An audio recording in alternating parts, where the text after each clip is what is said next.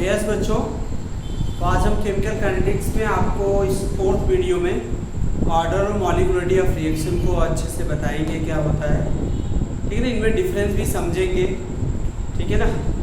तो अगर हम बात करें बच्चे ऑर्डर ऑफ रिएक्शन क्या होता है, अलग अलग पढ़ेंगे।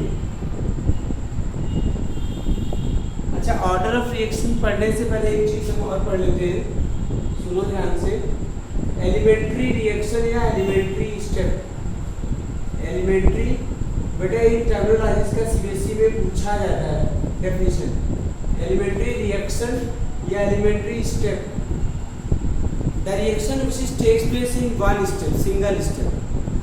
The reaction which takes place, the reaction which takes place in single step और क्या होगा, एलिमेंट्री रिएक्शन। जो एक ही स्टेप में होती है उसे एलिमेंट्री रिएक्शन बोलते हैं। नेक्स्ट उसके बाद आपका है कॉम्प्लेक्स। कौन सा reaction? Complex reaction. The reaction which is completed in more than one steps, जो एक से ज्यादा स्टेप्स में होती है। The reaction which is completed in more than one steps is known as complex reaction. उसे कौन सी रिएक्शन बोलते हैं बेटा? कॉम्प्लेक्स। एलिमेंट्री क्या होती है? जो सिंगल स्टेप में होती है। कॉम्प्लेक्स क्या होती है? जो एक से ज्यादा स्टेप में होती है। समझ आया ना? तो ये चीज जरूरी था। अब ऑर्डर ऑफ रिएक्शन को पढ़ते हैं, ध्यान रखना। इसकी डेफिनेशन पहले कर लेते हैं। The sum of power of concentration of reactants. The sum of power of concentration of reactants in rate law expression. The sum of power of concentration of reactant in rate law expression is known as order of reaction. समझिए। Consider a reaction. Consider a reaction AA plus BB. AA plus BB तो क्या देगा? Product. क्या देगा? Product. यहाँ पे जो rate है इसका रेट लॉ लिखते हैं K इंटू A की पावर X, B की पावर क्या है? Y। तो ओवरऑल ऑर्डर क्या होगा? ओवरऑल ऑर्डर ऑफ रिएक्शन क्या होगा? x plus Y. क्या होगा? x plus Y.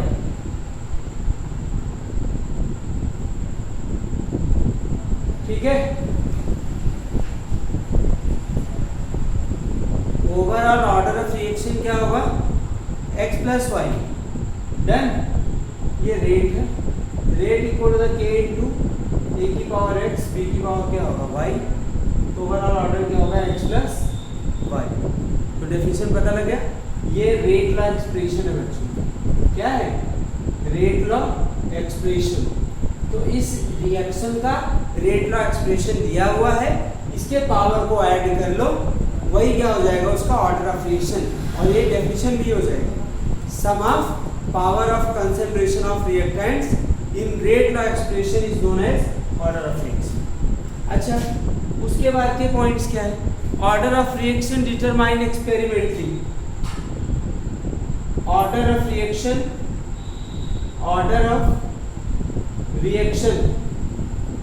determine experimentally. Order of reaction मतलब x और y को आप कैसे डिटरमाइन करेंगे? एक्सपेरिमेंटली। और ठीक है ना। Next, order of reaction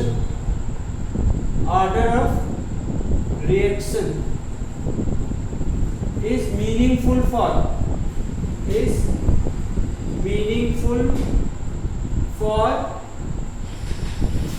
complex reaction. Meaningful for क्या होगा? Complex reaction as well as elementary reaction.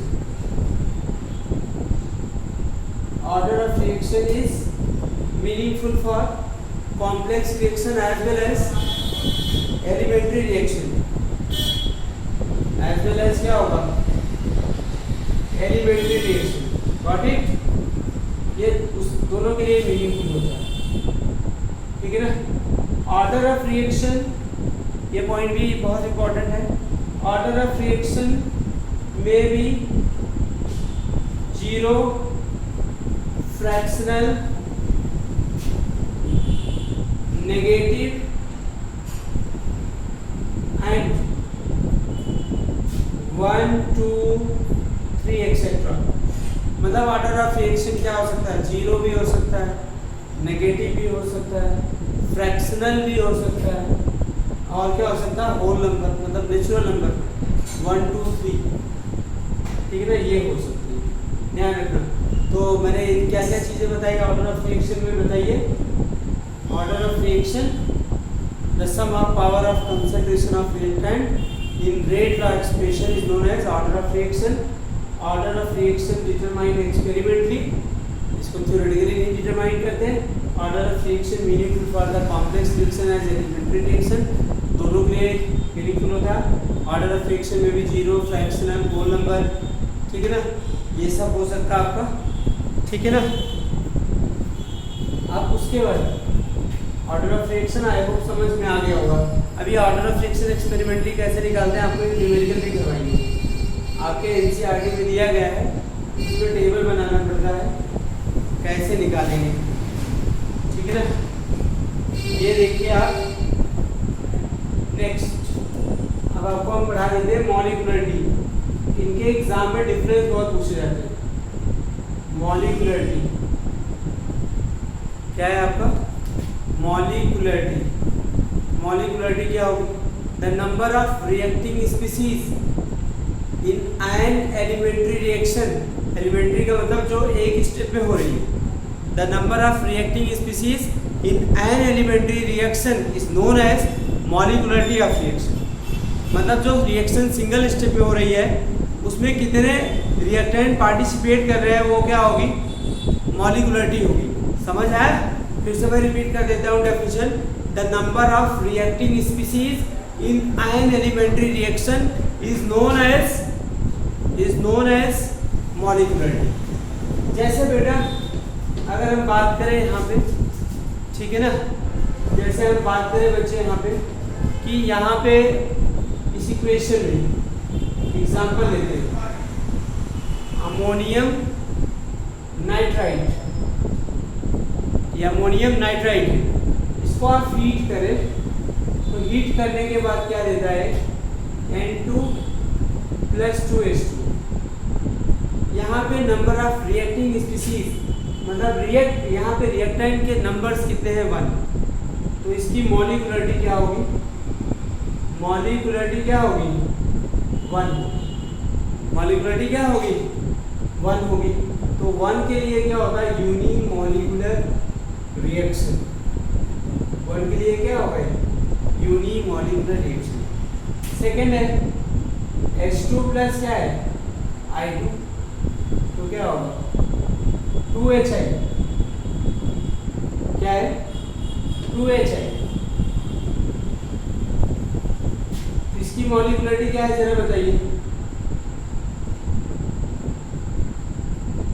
ये आपका बाई मॉलिक्यूलर रिएक्शन. इसकी भी मॉलिक्यूलरिटी क्या होगी? By molecular reaction.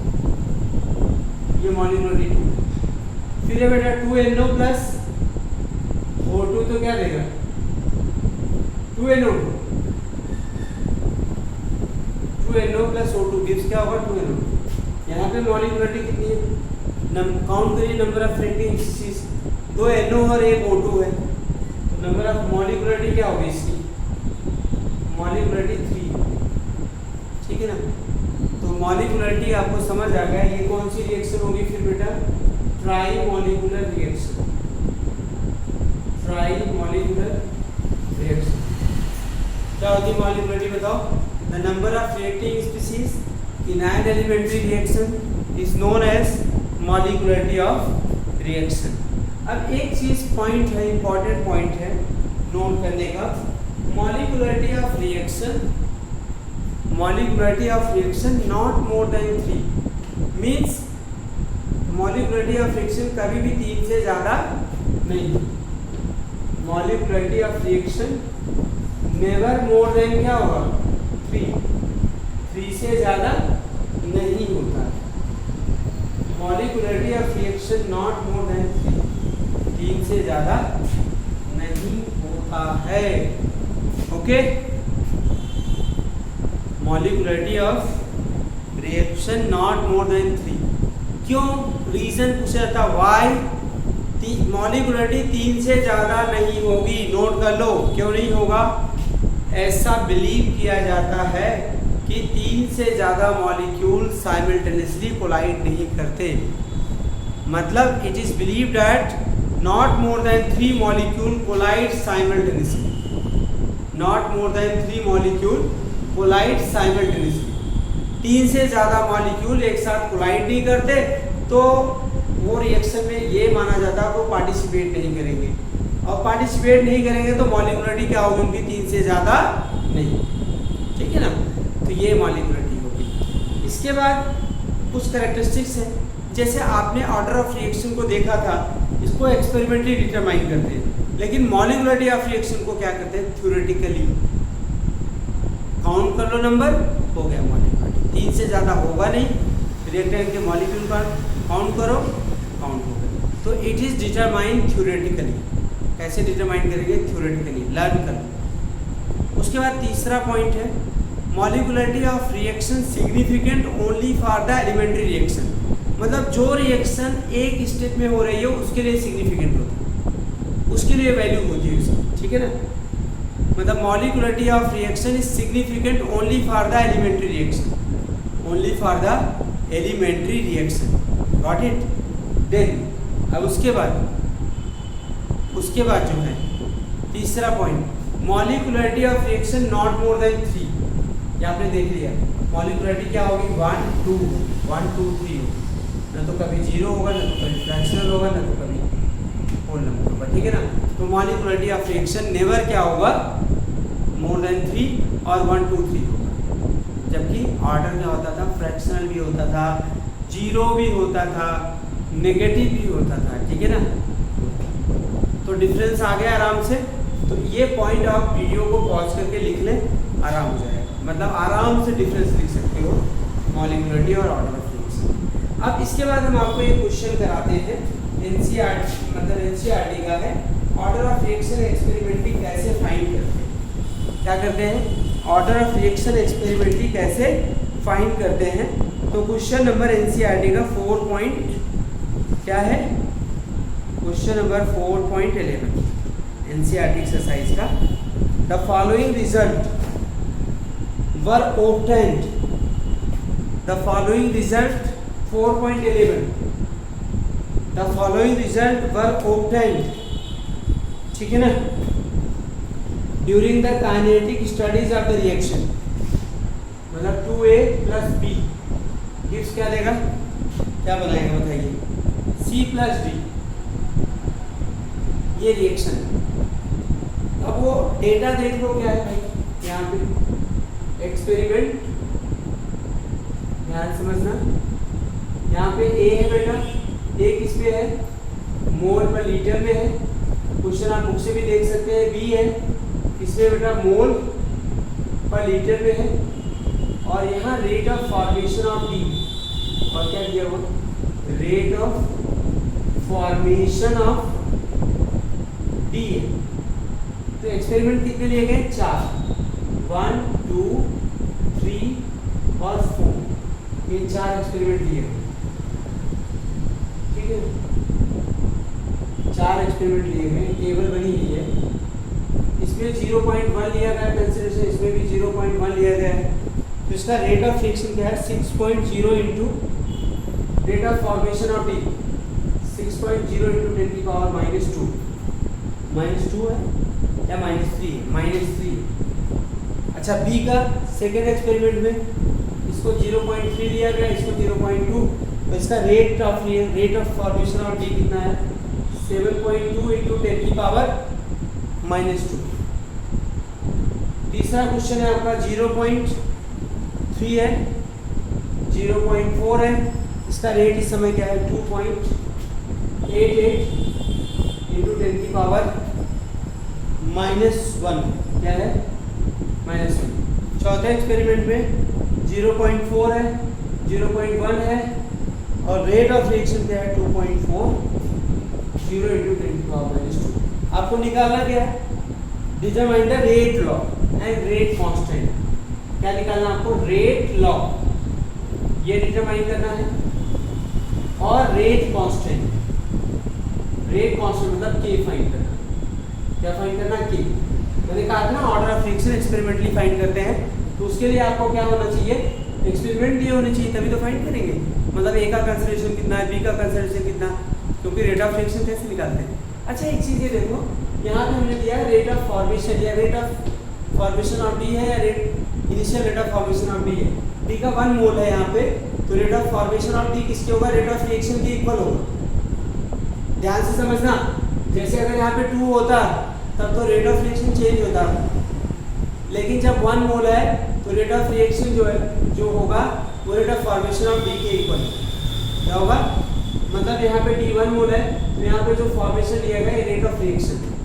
तो यहाँ पे 4 इक्वेशन बना सकते हैं, 4 एक्सपेरिमेंट दिए। R1 इक्वल टू क्या होगा, R1 मतलब रेट फर्स्ट, तो 4 इक्वेशन बनाइए 6.0 इंटू 10 की पावर -3, ये रेट हो गया, रेट ऑफ रिएक्शन। अच्छा मैं एक चीज़ और बता दूँ आपको इससे पहले, तो देखो रेट अगर हमें लिखना पड़े तो रेट इक्वल टू क्या लिखे, a की पावर x और b की पावर क्या होगा y। हमें यही x और y निकाल के यहाँ पे रख देना, वही क्या हो जाएगा हमारा रेट लॉ हो जाएगा। तो हम इन चारों एक्सपेरिमेंट का क्या करेंगे, हेल्प से x और y फाइंड करेंगे। तो उसके लिए इक्वेशन बनाएंगे। तो पहला इक्वेशन ये होगा, पहले इक्वेशन के लिए रेट ऑफ रिएक्शन क्या है 6.0 इंटू 10 की पावर -3 और कंसंट्रेशन के तो रेट कांस्टेंट है, कंसंट्रेशन ऑफ ए क्या है 0.1 है की पावर x लिया था, और ये क्या होगा 0.1 की पावर क्या होगा y। ठीक है ना। सेकेंड यहाँ पे ये इक्वेशन नंबर 1 हो गया। 7.2 इंटू 10 की power -2 is equal to the k into क्या आ जाएगा जरा बताओ, is equal to the k into 0.1 की पावर क्या हो जाएगा 0.3 है ना सेकंड वाले में, 0.3 की पावर x और 0.2 की पावर क्या होगा y। ये इक्वेशन सेकंड हो गया। अब 3 इक्वेशन में 2.88 इंटू 10 की पावर माइनस क्या होगा 1 is equal to the k into, इसमें कंसिडरेशन कितना है बेटा 0.3 की पावर x और 0.4 की पावर क्या होगा y। This is the equation 3। Now बेटा इक्वेशन 4, यहाँ पे 2.40 इंटू 10 की पावर माइनस क्या होगा 2 is equal to the k into 0.4 की पावर क्या होगा x, 0.1 की पावर क्या होगा y। ये इक्वेशन क्या होगा 4। इक्वेशन क्या हो गया 4। अब एक काम करो, अगर आपको x निकालना है तो देखो y कहाँ सेम है, तो y घट जाएगा तो x निकल आएगा, और जब y निकालना हो तो x देखो किसमें सेम है। तो आप ये देखो इक्वेशन 1 और 4 में कंसंट्रेशन दोनों में सेम है, तो क्या कर लेते हैं इक्वेशन 1 डिवाइडेड बाई इक्वेशन क्या करेंगे 4, इक्वेशन 4 से डिवाइड करेंगे।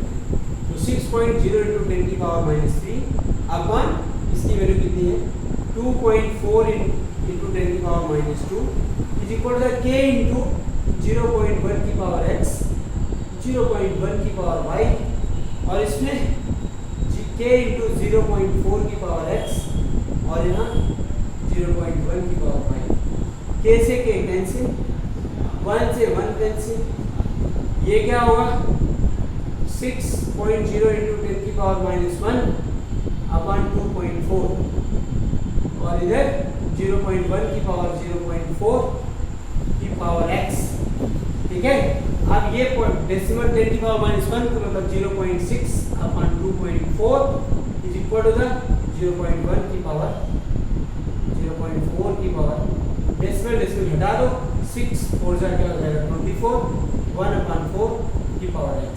देखो बेटा ये 1 की पावर 1 होगा, तो यहाँ पे x की वैल्यू क्या आ गई 1, क्या आ गई x की वैल्यू 1 आ गई।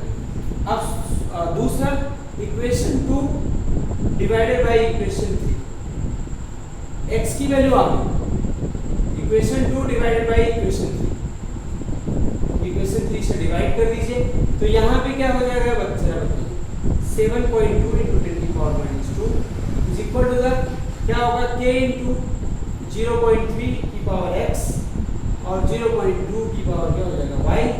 दूसरा है 2.88 into 10 की power minus 1 is equal to k into, ठीक है ना, 0.3 की पावर x और 0.4 की पावर y। देखो ये कट गए डिवाइड करने पे ना, और ये भी कट गया, कितना आ गया आपका 1/4, कितना आ गया 1/4, और ये कितना आया आपका 1/2 की पावर 5। 1/4 को 1/2 के टर्म में लिख सकते हैं स्क्वायर। तो y की वैल्यू क्या होगी बताओ, y की वैल्यू क्या होगी 2। तो रेट इक्वल टू क्या हो जाएगा, k into a की पावर 1 b की पावर क्या होगा 2।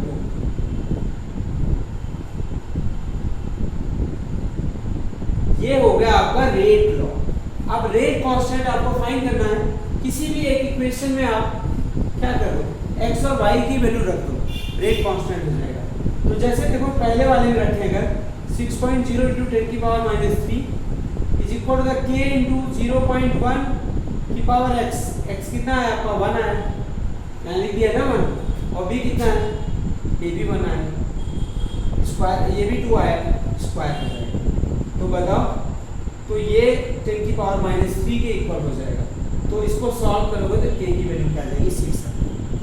तो इसीलिए rate of reaction experimentally find करते हैं। तो कोशिश करना बहुत आसान है, थोड़ा लेंथी तो है लेकिन आसान है। और वीडियो लाइक करिए, सब्सक्राइब करिए, शेयर करिए। ये सब अच्छे क्वेश्चन है, जेई मेन में भी आते हैं, बोर्ड में भी है। एनसीईआरटी क्वेश्चन ऐसा नहीं कि जेई भी नहीं आएंगे, एडवांस भी नहीं आएंगे, आ सकते हैं। कॉन्सेप्ट वही है, प्रैक्टिस क्वेश्चन है, करते रहिए। Bye bye.